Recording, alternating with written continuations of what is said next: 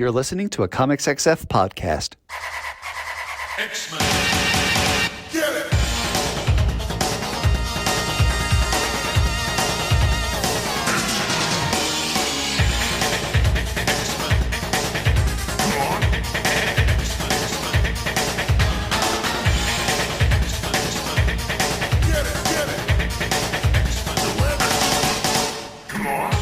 Hey everyone, and welcome to another horrific episode of Battle of the Atom. This is your weekly X-Men podcast. We remake every story from Abattoir to, I don't know, Zombie, I guess. You're Adam. You're Adam. Is that what You're Adam. From A to Z? Oh, yeah. I'm Adam. You say that we've been doing this 300 sometimes. Yeah, but you said zombie. I missed my cue. I'm Adam. No, we say from A to Z, and then you say, I'm Adam, and then I'm but you said zombie, so I got... Yeah, Abattoir to Zombie, A to Z. I'm doing spooky. It's Halloween, guys. It's our Halloween episode. Happy Hell-oween, Zach. This is our Hell-oween episode. Well, and that's the thing, and thank you for bringing that up, because as has come up on this podcast, I grew up in a fairly conservative religious home, and can I tell you how many times I dressed up and celebrated Halloween? Minimally, I'm assuming? 0 is the answer. I did go to a harvest party once. Zach. Would you like to know what I was dressed as for this harvest party at the Christian school I was attending? Can I get an age range so that I can make a proper guess? I want to say 2nd grade. Okay, were you a pumpkin? No, I was the Bible, the Holy Word of God. Oh God. Here's the thing. Great thing about the costume. The great thing about the costume, which now that I'm thinking back was a white sheet, and that made it.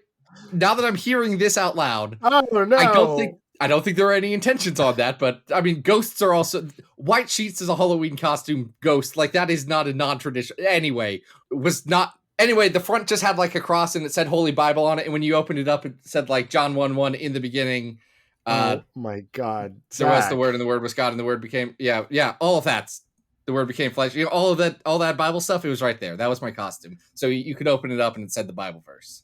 See, Zach, you're missing the great pleasures of being like an 11-year-old and dressing up as Grifter for Halloween from Wildcats. You know, like, these are the joys of regular suburban life. But look, we are talking about many, many layers of hell this week, and we needed some help. Yeah, so we decided, based on my traditional Christian upbringing, we aren't going to do a Halloween episode. We're going to do the youth group alternative, which is, of course, a Hell House.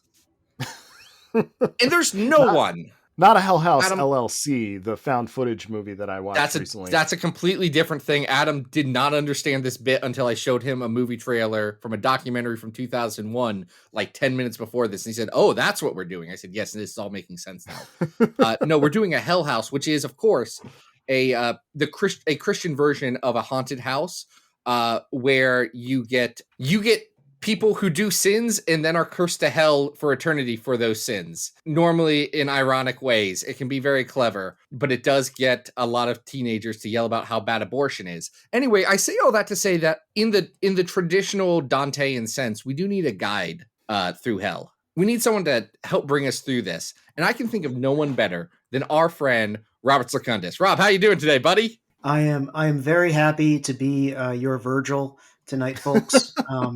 My Halloween upbringing was celebrating the Catholic feast of All Saints' Day, which occurs the next day. And so we were not allowed to dress up or celebrate. But we did dress up as saints, which normally were some variety of priest or friar or monk the next day during school. So no one's going with like a Bartholomew or a, I don't know, who's the werewolf saint? Christopher. Well, the werewolf dimension of St. Christopher was not widely known among Catholics at the time, and he was recently taken off the roster of official guys. So he was very unusual. George was a common one. Michael, get some wings and a sword. It was always cool if you could be Michael. That sounds so you fun. could like pretend it was real Halloween. You can get like a Michael, a Raphael, a Uriel, a Gabriel. All right, I want to ask both of you this question. Now, having heard these horror stories coming from your youth, the youth of America comes to your door asking for candy, what did you do? Did you tell them to, practice safe sex, or like, oh wait, why would you say that? No, you wouldn't say that. Yeah, these are children. Mis- Children do trick or treating.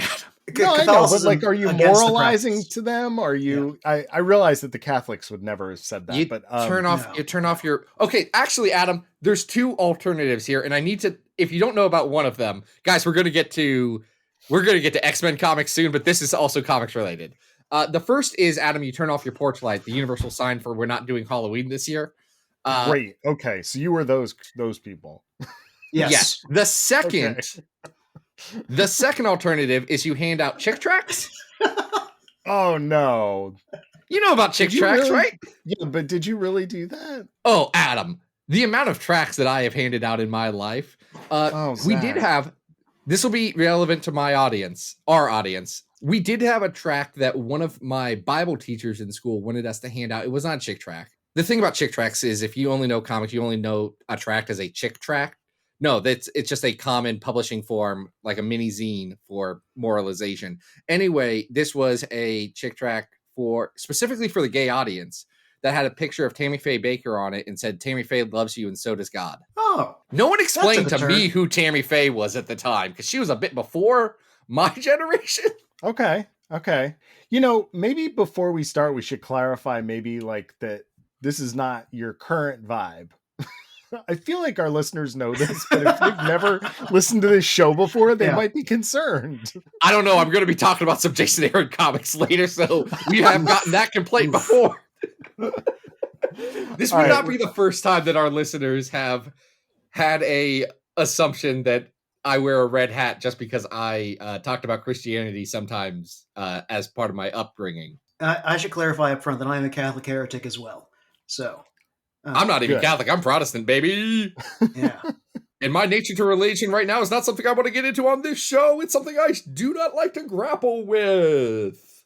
That is totally fine. Anyway, let's talk about Hell. Yeah, let's get into it. Our first Hell this week is from X-Men King Size Annual number 4. This is Nightcrawler's Inferno. So Nightcrawler's Inferno. When we think of Inferno, what do we think of, Adam? Well, we think of the best of the three of Dante Alighieri's books. But Rob, I do recall we think of the X-Men story. We think of the X-Men story where they turn everyone into demons and Daredevil fights a vacuum cleaner. What are you talking about? That is also true. But we did talk about Dante's Inferno recently, and Rob, you just wanted to speak up on behalf of Purgatory and what's the other one? The Heaven one? It's Paradiso. Thank you. Where a giant phoenix comes from the night sky and as a collection of souls in the afterlife and tells Dante all about the ancient Roman emperor who became a zombie in order to get baptized and enter the kingdom of heaven. Which issue of X-Men was this in? Was this like a classic size backup or something? Or? Hey, the Phoenix is in it. I know it sounded like an X-Men thing already. Dante, actually, the character is Zach Raberoff, and I found out that this over the pandemic when we had a brief miniseries on the site about weird Marvel horror. Dante in Earth 616 is a Khazar character who really just accidentally stumbled upon Belasco's Disneyland Hell-themed funhouse, and that's awesome. Where he got all of his ideas for the Inferno. Apparently. I do believe this story is actually that story is the story Ileana interrupts during the Magic miniseries. Yep. That's pretty amazing. Wild. And that's not that different than what we're experiencing in this particular issue, except instead of Belasco, we have the first appearance of Margali Zardos. So we have to set this up. The X-Men are celebrating a holiday. No, it's not Halloween. Yes, it is Nightcrawler's 21st birthday. Yeah. He got a picture of Wolverine from Wolverine. Very, very famous picture. Gets a picture of Wolverine from Wolverine while Wolverine is eating the largest leg of turkey anyone has ever seen. He's just come from like the Magic Kingdom with his like emu leg, and he's chowing down. By the way, this is Chris Claremont, John Romita Jr., Bob McLeod. But there's one more gift, and that is what appears to be a crystal figurine of Nightcrawler, which promptly blows his head up and kills him. They've got to figure that out. Doctor Strange shows up because some magic stuff just happened to a demon.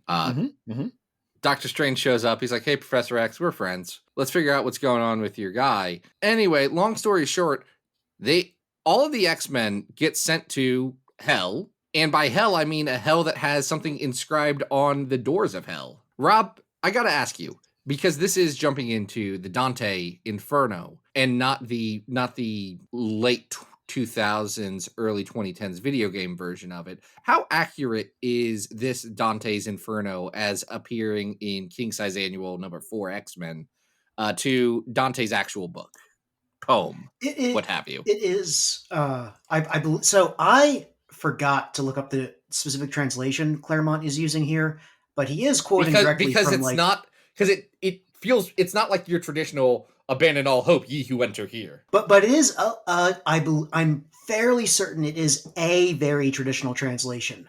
That this is an accurate depiction of hell. And throughout most of the issue, while he does do little tweaks, it seems very clear that Claremont was reading the Inferno at the time and was trying to stick with it as best he could for most stuff. Like Malabulgia, the circle with all the bulges, where Dante is just like, I ran out of space for sinners with my 9 circles. I got to make little mini circles for a while. That kind of thing making appearances is wild. He has a lot of the important details that would not be the most obvious first thing you pick when doing a Dante pastiche. Oh, I was going to say, we get some harpies. We have a Cerberus in here. There's all kinds of critters trying to get them. And, it turns out that Storm gets kind of transformed into a purple snake thing at one point, because I guess that's the kind of thing that just happens to Storm on the regular. Well, so Storm gets thrown into the pit for thieves, which, okay, fair, I get it. Everyone's sitting there like, as a kid. She stole a lot of wallets. She was very good at her job. Right. And even Wolverine's like, okay, yeah, that makes sense. So as they get to the 7th circle of hell, they have to free her. That all works out. They get to the very cold center of hell. Nightcrawler is frozen there. Now, Rob, the center of hell, what's it reserved for again? The 9th circle? The frozen pit? That would be traitors, people who betray their kin, their country, or their friends or their god at the very center. So Nightcrawler is upset because he feels like he is a traitor because he did kill his brother, because him and his brother made a blood pact to say, hey, by the way, if I ever go crazy and start murdering children, please put me down. And Nightcrawler says, sure, that's a weird thing to agree to. Did not think it would be relevant. It made everyone upset at Nightcrawler. He had to go be a superhero for a little bit. Yeah, so he's feeling guilt. Because Kurt is responsible. Oh, go ahead. Getting frozen for killing your brother after he tells you to stop him from murdering babies is a lot less evil than the typical people you see in this realm, like Count Ugolino, who kind of ate his family. Right. And that sort of thing. Yeah. Wow. Sorry. Cause someone else to eat his family. Am I mixing that up? Anyway, a family got ate in that story. It's gruesome stuff. Yeah, so really the lizard should be in that circle of hell, if anybody. But 100%. Lizards are cold-blooded. It would kill him. He would not be able to survive in that circle of hell. That's true. Yeah, he really does need that heat source. But in the midst of this, we're also getting some defense from who else but Jermaine. Who shows up to really stand up for Nightcrawler. Now, Jermaine is of course his sister, who we've never met before. Right. Now we are getting all of this backstory. However, it's revealed once they come back to reality that Jermaine is none other than Kurt's current girlfriend, flight attendant, and sometimes sorceress Amanda Sefton. And everyone's happy about this. No one plays it as a weird thing. No, Kurt and it has this really fun panel where he just says, "Oh boy." Listen, if anyone wants to hear If anyone wants to hear extensive Amanda Sefton incest talk, friend of the show, Anna Pepard, has a great 7-hour episode of Cerebro about this. You can go listen to. Very recent. A lot of this story is in there. That was unplanned. They are not playing this weirdly. Like, it's just, hey, these characters are, were raised together. They're not actually related, so they're gonna date. They lived in a communal circus together. That's fine. Yeah. Yep. Circus laws throw everything out the window. But regardless, they get out of hell because all of his friends stand up for it, and Jermaine stands up to Margoli about this.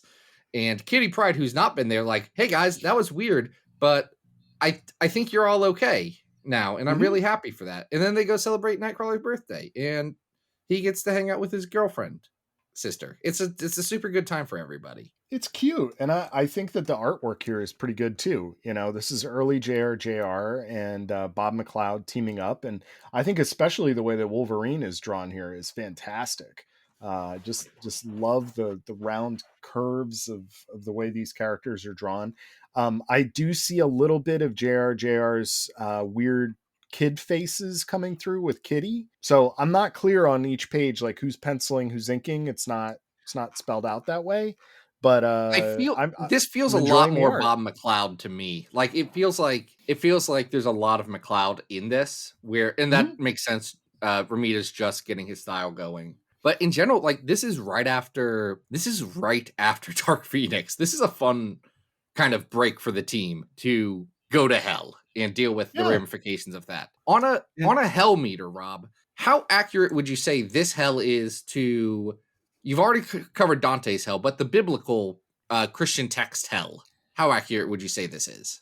Well, the biblical hell and the Christian understanding of hell are two very different things. So I would say this is maybe a 1 out of 10 Bible hells.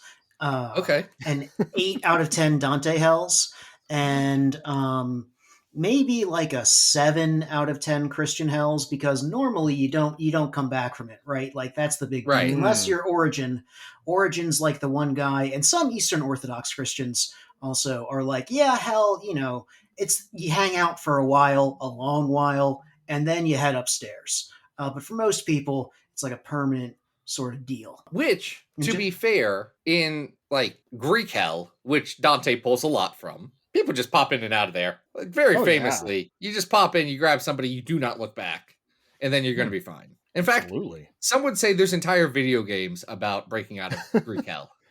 There's operas about it. I mean, there's a lot of stories. So I like this Hellometer. I think we need to keep this. This is a good feature. We're going to keep the Hellometer. But we also have... This is the max Hellometer for the night, I think. Okay, all right.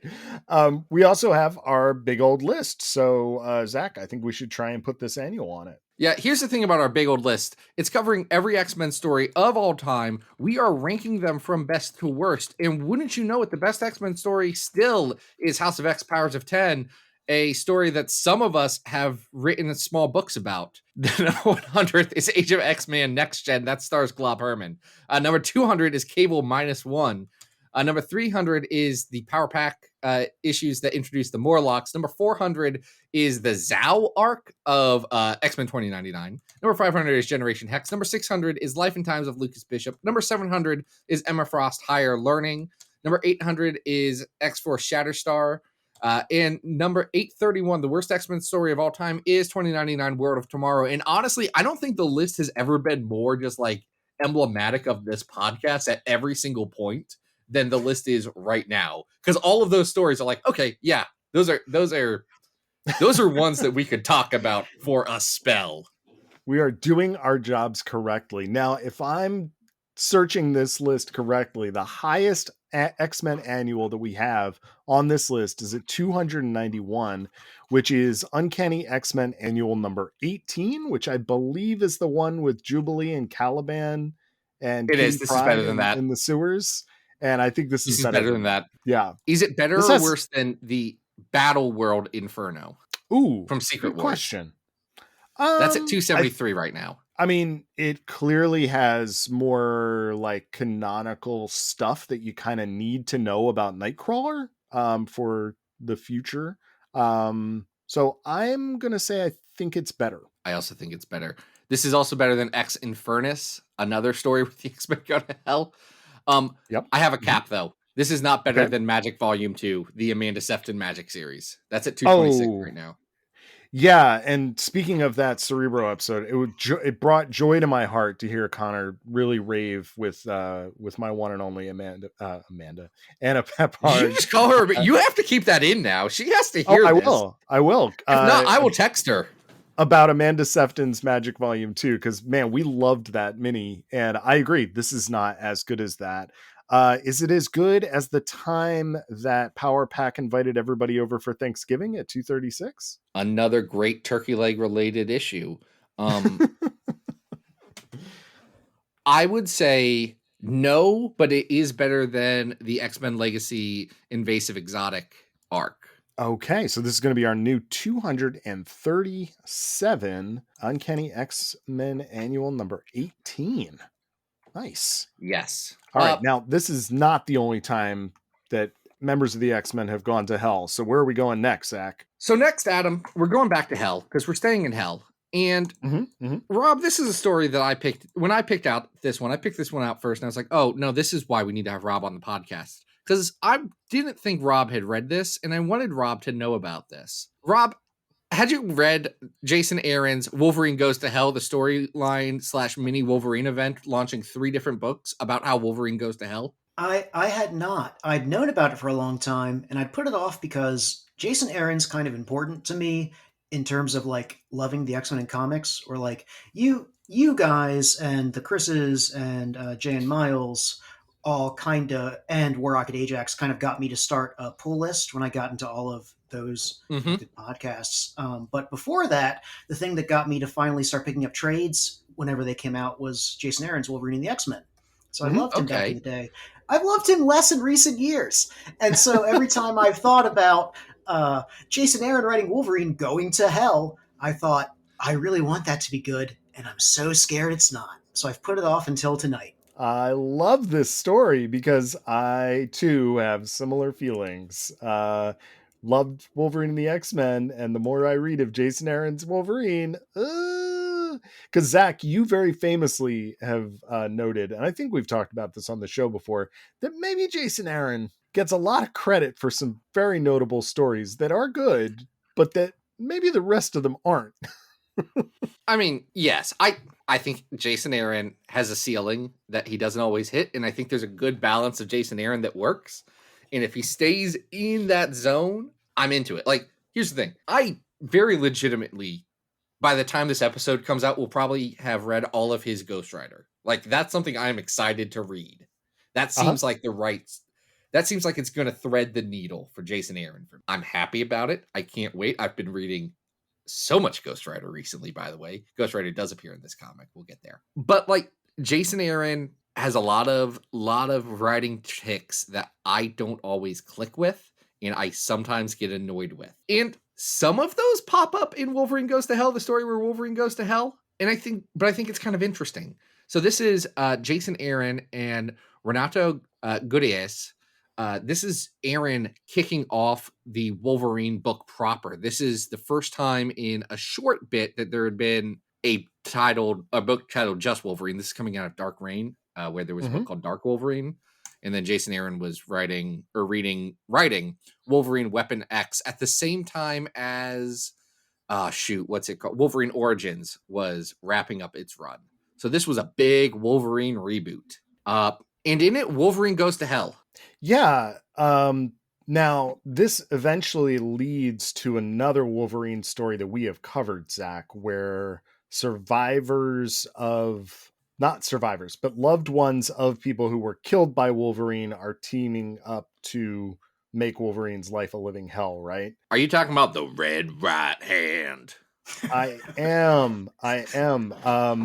Boy, when I saw those villains from that arc pop up again in this particular story, I went, gosh, some decisions were made. Okay, here's the thing about the Mongrels.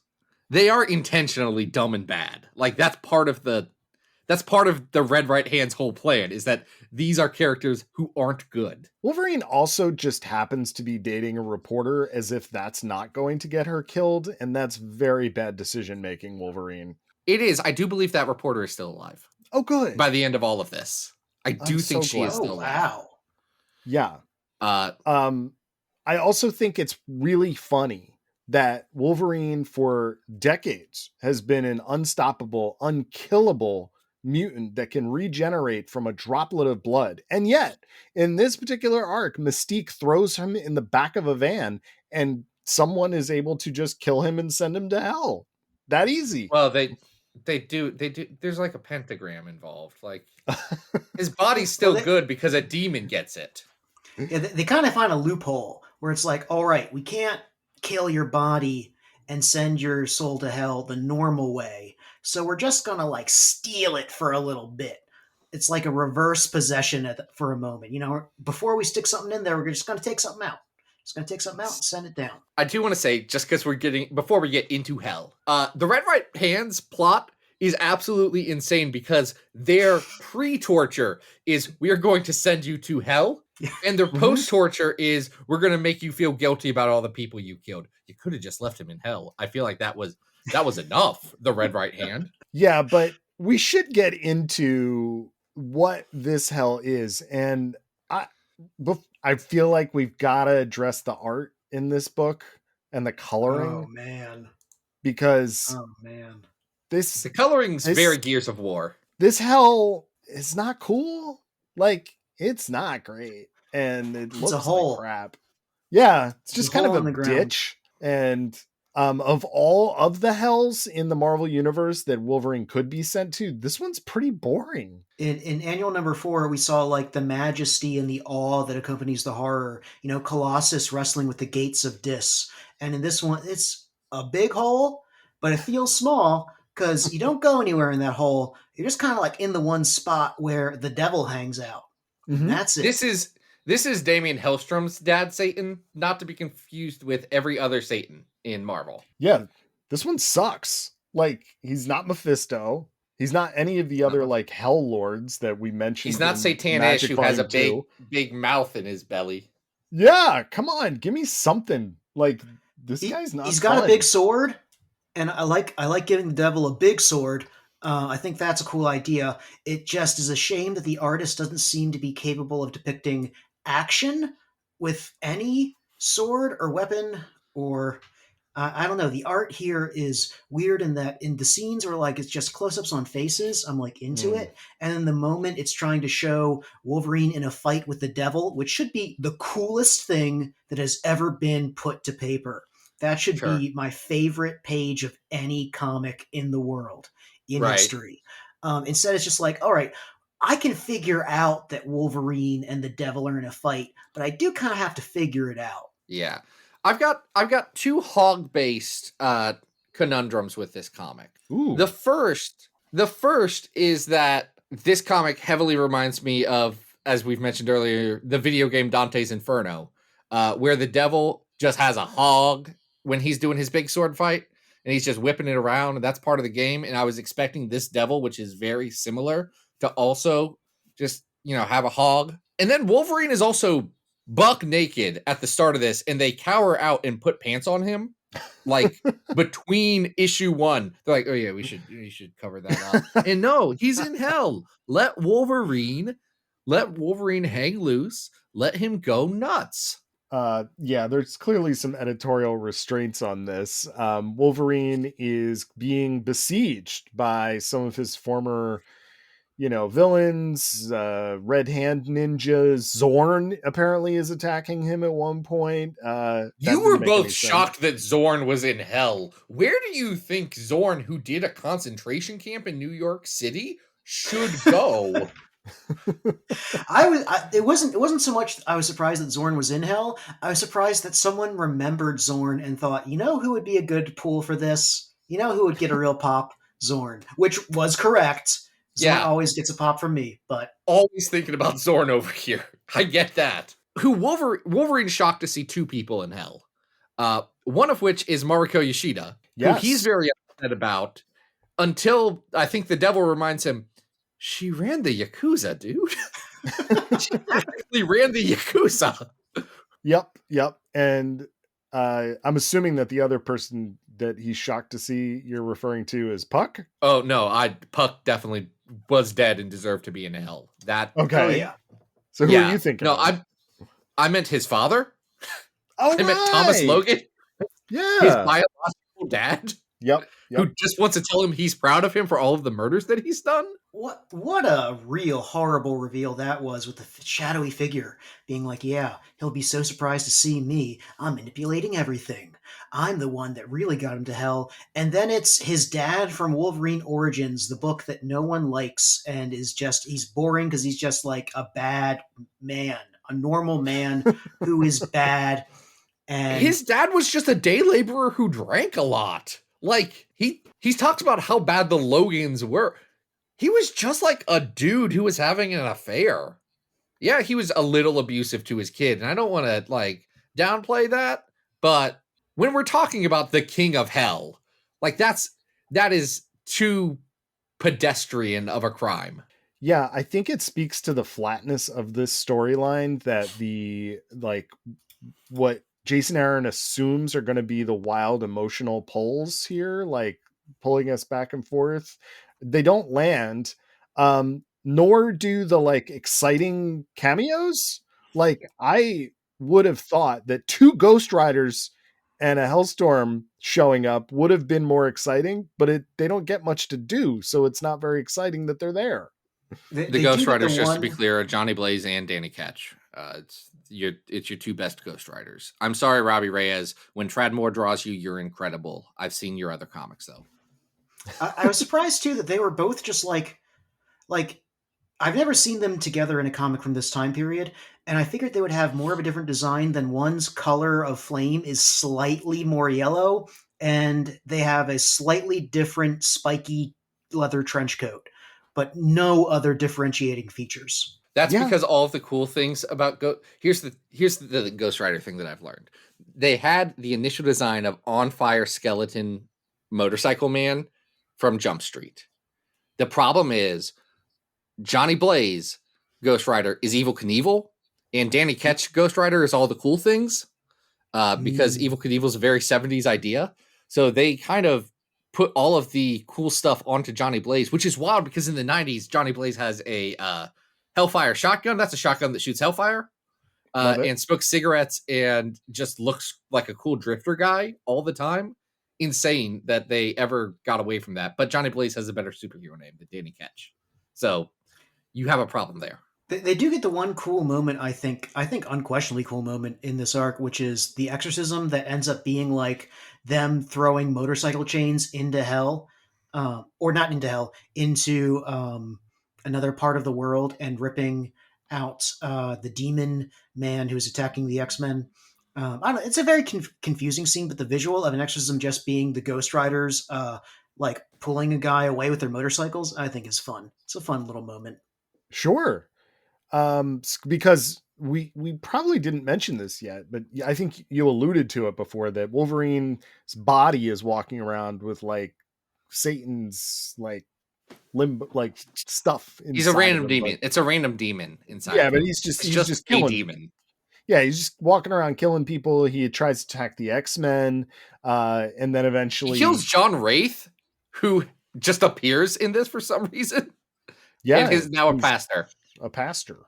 And I agree with you, Rob. Like, there's this culminating scene where Wolverine fights Satan and like takes his sword from him and like, nails him to a wall. And it's like, this should be really heavy metal and fun. He crucifies him. He crucifies Satan. That's the bit. Yeah.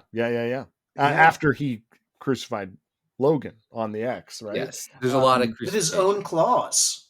Should be so cool.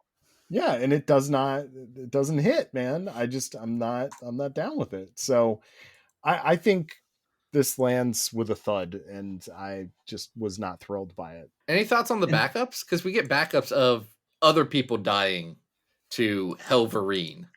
The art is at least cooler sometimes.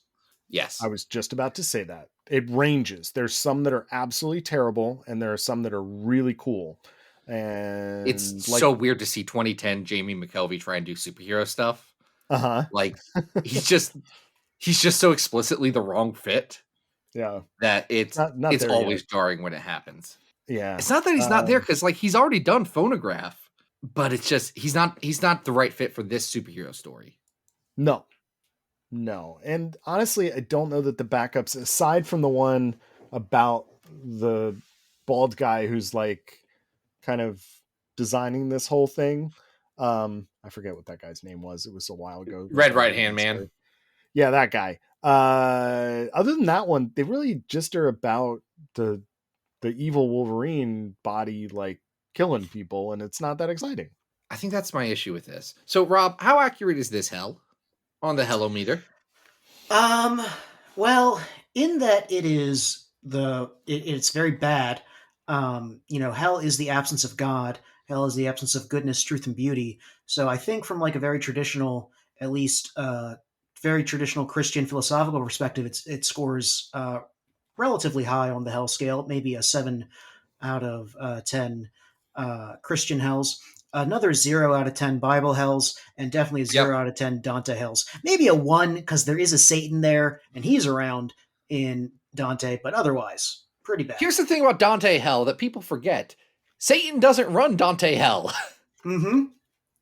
Yeah, Satan, it's such a grand reveal when you think you get all these eloquent monologues and you think the deceiver is going to be like the grandest monologue of them all. And he's just like a guy gnashing his teeth. He doesn't say a word. He's got 3 heads. They're all chowing down on different traitors. And he's practically like an animal.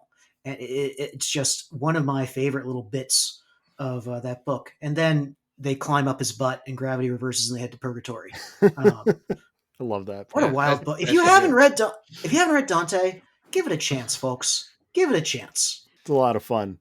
What do you say we try ranking this, Zach? Oh, we forgot to say that Puck becomes the king of hell at the end of this. That goes nowhere. Oh, right. That's right. That part's good. I like The that. part where Puck, because Puck's a small man and he has a sword that's bigger than him, and he says, "Okay, demons, let's go fight me." Puck's happy in that moment. There is joy in hell, and that is something beautiful. This is not that good, though. No, it's not. And I'm wondering if this is a 600 or a 700 story. Okay, what's at 666? Hold on, I have to know. Ooh.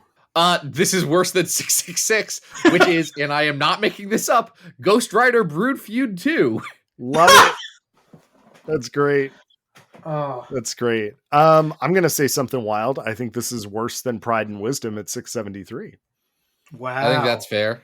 Is this better or worse than Nightcrawler: The Winding Way, where we get to know the story about the fly demon that possessed Nightcrawler's brother and made him do some kid murders? Yeah, I mean, Was that the I feel Riverdale like- guy? Yeah, it's the Riverdale guy. I was about to check if you knew that, Yeah. Rob. Whew, man. That's a weird series. I think we're in the right, like we're in Wisdom Max territory at 694, you know? When I read Nightcrawler: The Winding Way, I was confused. When I read this, I was sad. It made me sad because I thought back on things I had loved, and I thought about the hopes I had for this, and I just had to take a moment and recollect myself. Yeah. Okay, I but do this is think better than the Romulus arc at 706. Yeah, this is better than Emma Frost 1-6 at 701. I think it's better. Yeah, it's better than Emma Frost 7-12 at 699. I would say put it below Wisdom Max, above Rise of Apocalypse, making it our new 695. Great. That seems like a fun place to put it. It's wonderful. It's A just story kind of a about nothing Wolverine story. going to hell should be better. Yeah, I should be more excited about Wolverine going to hell and, This defeating isn't even the Satan. best Jason Aaron story where Wolverine goes to hell. That's Amazing X-Men 1-5. Oh, yeah, that's true. Yeah. That's definitely more fun. All right, we have one more hell left. But this one is a little bit different. So Zach, what is our third story of the week? We're talking about Sabretooth, the Adversary. Yeah. Written by Victor Lavelle, with pencils by Leonard Kirk. Let me say this. Victor Lavelle is my favorite author. He is the reason why I've read 60 plus books this year already, and I'm going to read significantly more. I made my wife watch Victor Lavelle's TV show that just came out because I said, I am watching this. You can watch it with me. There will be some child endangerment at one point. We'll work through that in our emotions of just having a baby while watching this show about a baby not being a baby and instead being a changeling. We'll work through our complex emotions about that as it comes out. But I say that to say I was a little nervous when I heard Victor Lavelle was going to be writing Sabretooth, a book about Sabretooth, a character who traditionally is not fun to read or good to read. And yet, this is volume 4 of this character, so there have been several attempts. I'm trying to think, is volume 3 Mary Shelley Overdrive? No, Mary Shelley Overdrive's a different. That's its own thing. Okay, yes. And Sabretooth Mystique is its own thing. So this is like the 6th try? They've been trying to make Sabretooth happen for a while. Yeah, but this does seek to answer a more complicated question than just your average Sabretooth story. And that is one that was posed all the way back in House of X Powers of 10. And that is, what exactly is the Krakoan prison that Sabretooth is sent to in that miniseries? Because he disappears and we don't see him again until this book. And that is a really interesting, like, long period of time to be wondering what's going on down there. And the answer to that is complicated. So, Rob, first impressions on Lavalle's Sabretooth. This, if it's not my favorite Krakoa era book, it's real close up there. It is a delightful tour through a kind of hell that gets at a lot of things that I don't think people always realize are in Dante, but like Dante's Inferno is an intensely political book. It is in large part a book about what justice is, what just punishment is, and what a just city on earth would look like. You know, half the book is Dante meeting his political enemies and friends and going, oh, wow, you wound up in hell after you kicked me out of Florence, huh? How surprising. It really is a book about human affairs on earth and how we govern things, just as much as is it about supernatural and religious things. And so to use that framework to explore through this through this character to explore notions of justice and punishment and what that looks like in this wacky superhero world with this even wackier than normal setting and premise, I think is just astounding.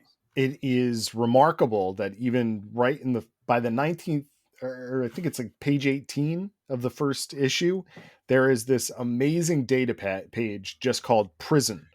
And it asks this question: what is prison for? And in large part, that is what Laval seems to be trying to answer with this miniseries, which is a very heavy thing to talk about, right? He's asking, is it there to punish? Is it there to rehabilitate? Is it there to alter the prisoner? What is it there for?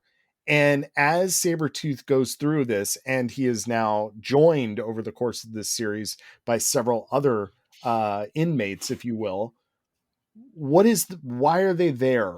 And because they really do kind of have to make their own meaning out of something that really didn't have a lot of meaning. It was an afterthought, you know? So already a lot of complex ideas going on in this series. So I want to pounce on something you said, Adam, because I disagree that Lavelle is trying to provide an answer for any of this stuff. And I think this is a common theme in his work. He's not trying to give an answer. Lavelle is putting the information out there and having a conversation about it, which in my mind is the promise of books like House of X and Powers of 10 to the X-Men line. It's saying, here is a setting, here is a thing, and it's messy and it's bad, and like there's challenges and good with it. And how do you live with that? How do you understand that, express that, find the good and the bad, and understand the reality of being with it. Because at the end of the day, like, Lavelle does not think that this prison system is good or just or right. I think that's fair. But he is saying he's trying to make you wrestle with the question of, what do you do with a guy like Sabretooth, who in this case actually didn't break any laws of Krakoa because the laws didn't exist at the time, and was working for the state, and is still a terrible, horrible person who has done an uncountable amount of harm to the people around him and shows no remorse for any of it. He is a true monster, but what do we do with that? And Lavelle's looking at this and saying, okay, that's a story. People reckoning with that. And you see different ways of approaching it in this book. And I absolutely adore it, which is a wild thing to say about a book starring Sabretooth, a character I don't like. Well, and it's not just Sabretooth. Because Sabretooth is joined by Necra, Oya, Melter, Third Eye. Melter, a Madison character Jeffries. who I had never read before. Just He's wild. from freaking Dark Reign Young Avengers. Yeah, pretty wild picks. Each of them are there for some very different reasons, and some of them are kind of innocuous and some of them are not, but Third Eye's reason's my favorite because I forgot about it until I reread it. Yeah, go ahead. Tell them what it is. Third Eye, who by the way is the most Victor Lavelle character to ever exist. He is a black guy who quotes literature while wearing a suit and looking really cool. And I have read all of his books, and that character appears in every single one of them, more or less. He's great. He says that he got thrown into prison because he said that the floor babies of Krakoa was a bad thing. Love it. Which was one of the most afterthought things to happen in the line. And I get how they got there, and also did not think it through. Nope. At all. And I love that Third Eye was like, are we serious about the floor babies? And he gets thrown into hell because of it. Amazing. Incredible. Leonard Kirk, I think, does a fantastic job with the art here because there is a lot to do. While Sabretooth is down there, he's basically constructing his reality inside of his head, and he gets to do all kinds of things. He gets to go on revenge missions. He becomes a Starjammer. He becomes king of hell. He's constantly being, and he finds it boring. That's the thing. Yes. Being the king of hell is not enough for him because it speaks to his character. He is actually smart, even though he's a monster. He's smart in different ways. He has different value that he brings, and he has an ambition. That ambition is to feed whatever carnal, bestial needs he has. But that's what he wants, and he's going to actively work towards that. He's not happy just sitting on a throne and ruling.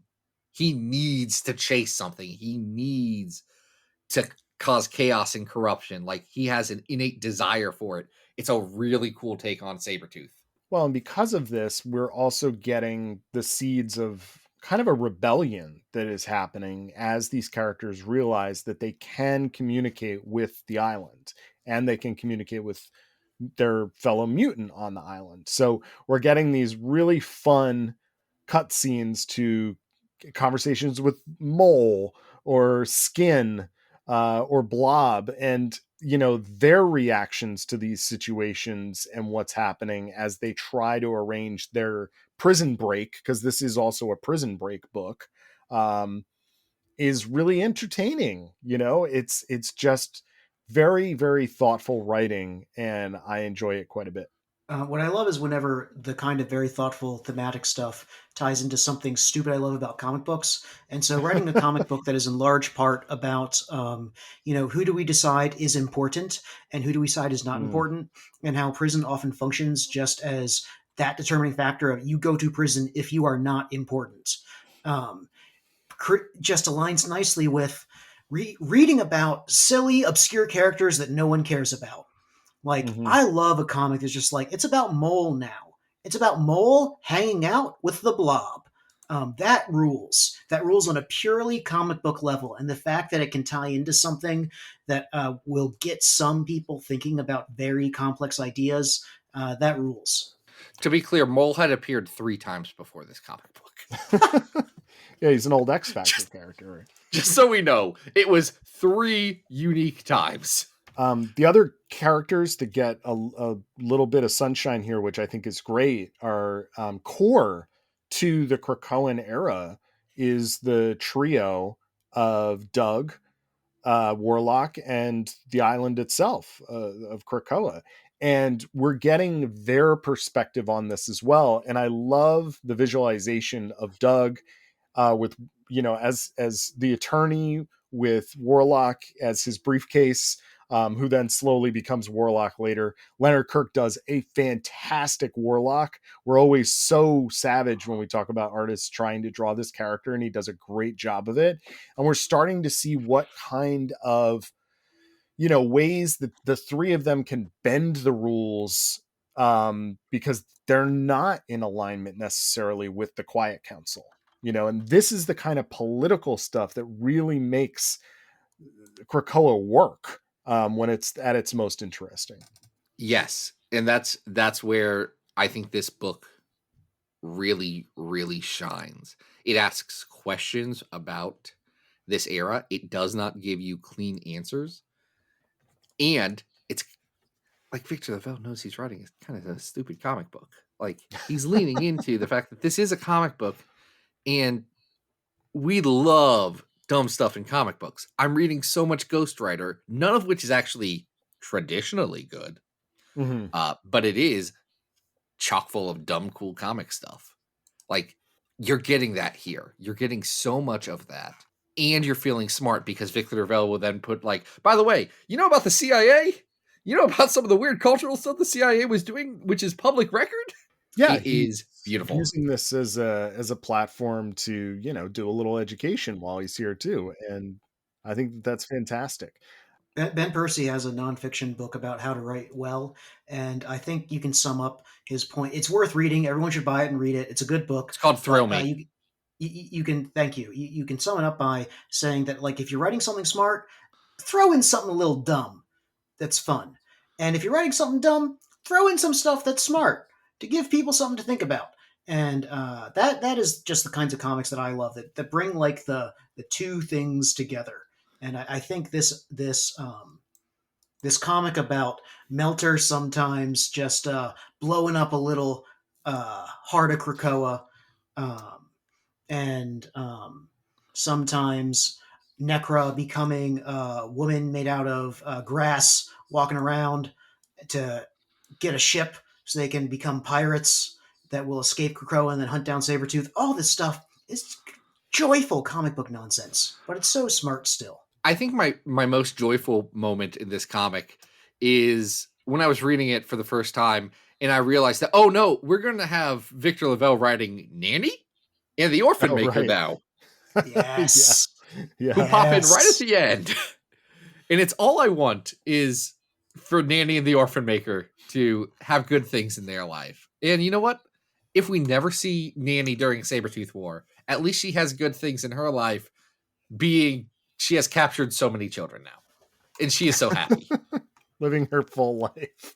So, Rob, on the Hell-meter, how we doing here? Dante, for the thematic reasons, I would give this a good 7-8 on the Dante. Nice. Biblically, again, we're real low. None of this stuff aligns with the Bible stuff. So one thing I do think does align with the Bible stuff is not in Sabretooth's perception of hell, because this is Sabretooth saying what he thinks hell would be like, but in the idea of the Krakoan pit being a place of pure isolation and separation from anything good in the world. I do think there are thematic ties to hell as described in the actual scripture. Yeah. Okay. I would buy that. I would describe that as more like the theology traditions, in Sure. the Bible being a lot more nebulous. But that's fair. I'm with that's you there. fair. With that argument, I would bump it up to about 4 out of 10 Bible hells. I would give this a 9 out of 10 as far as theology hells go. It's high up there. It's good. Folks, if you've not read Sabretooth, go read it. It's great. I love this book. It made me so happy to read it again. All right, so we know how it did on the Helometer. Let's take a look at the big old list. Now, the Can I say last... something about the list? Yes. Can I lean into the mic real close? Yeah. Into the mic real close and say, Adam, Go ahead. Adam, you're going to want to scroll up. Scroll the hell up. Okay, so the last two Krakoa stories that I think we ranked on the pod were at 141 was the first 4 issues of Cable Volume 4. And then above that at 123, we have X-Men Volume 5, 18 to 19, which was the Vault. That's easy, Adam. This is better. I'm going to say this is better than both of those. How high do you want to go?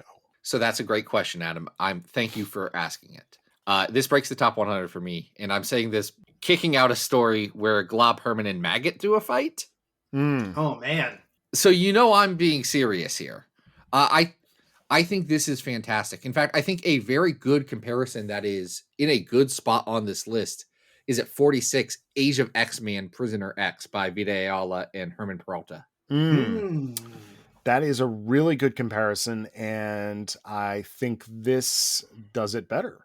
No shame to that book, which I think Vita and Peralta do an amazing job with, and is one of, it's up there amongst my favorite Bishop stories. But I do think that Laval is really trying something a lot more complex with what he's doing here in these 5 issues. I think Laval is really tapping into something special with the storytelling in this. It goes up past 46 for me. Where I do find some level of fault in this book is while Leonard Kirk is a incredibly competent storyteller, I don't think his visuals live up to the hype of some of the best comics out there. Now, okay, I think I would take Kirk on a book as like, oh, here's a good hand. Here's a guy who's I'm not going to be mad to see Leonard Kirk on a book, but he has not in the stuff I've read blown me away in the way I've seen like a Barry Windsor Smith do or something like that. And I say that because right up in like the 30s, we have Wounded Wolf and Life Deaths and things like that, where you are now dropping like smart, good storytelling with some of the best art in comics. And that's where I am trying to figure out what the right place is for this book. Well, because if we're talking about this artistically, we're up against like some really heavy hitters, right? 44, Micah Allred with the dupe one shot from Wolverine and the X-Men. 43, the first 3 issues of Generation X. That's like Chris Pachalo at like some of his finest, right? The Havoc and Wolverine Meltdown series. Like clearly all of those are better artistic achievements than this. I think also just in terms of the larger canon of the stories, I don't know if I would go above the Trial of Magneto at 41. Here's what I would say, Adam, because we're looking right around the same spot. I would say that this threads the needle of, still good visual storytelling with some of the smartest writing that is out there in X-Men, that I would give it a bump up to, I would say that where I think the bottom should be is number 38, which is X-Men Alpha and Omega Age of Apocalypse.